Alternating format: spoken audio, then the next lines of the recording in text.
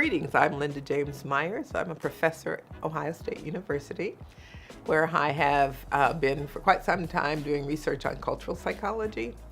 My training is as a clinical psychologist, but as soon as I left graduate school, actually while I was in graduate school, I also worked to develop the psychology curriculum for the Black Studies Department at Ohio State. So most of my career has really been devoted for, I guess the entire career actually, developing a theory of human development grounded in what I call the wisdom tradition of African deep thought. Basically, the foundation of that is the realization as a clinical psychologist that the mental health needs of people acknowledging African ancestry really haven't been met and weren't going to be met because of the cultural frame that was taken. So recently, or actually 3 years ago, I took the position as director of our Community Extension Center. Kind of grounded in my research, I was interested in bringing to the community what knowledge we had that typically isn't shared. In fact, that's the mission of our Community Extension Center, to bring the height of knowledge and research from main campus to the African American community and share kind of what's going on without having to be enrolled in the university. We've done some exciting international programming as well as national, and so we're really pleased with what we've been able to do with very little funds and very few staff resources. So when we think about the mental health needs of Black people in this society, we have to be really conscious and clear about the history.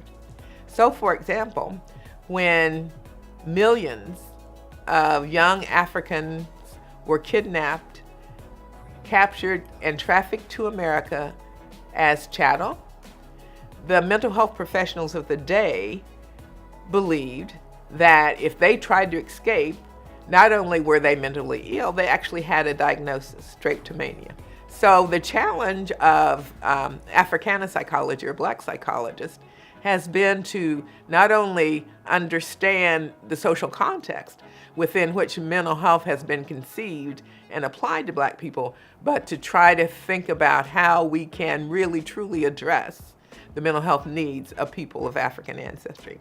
What that means in practical terms is that Black people have to be appreciated and valued and respected for who they really are as human beings who have a cultural tradition.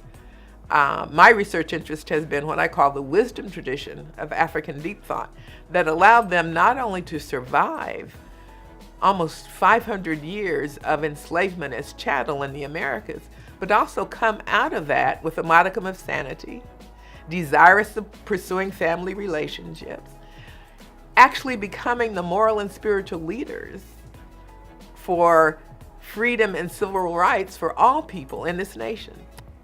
I think what's happened most recently, we're no longer allowed to be in denial. Many of us for generations, decades, have been in denial. Oh, everything's just fine, things are better. And now we see,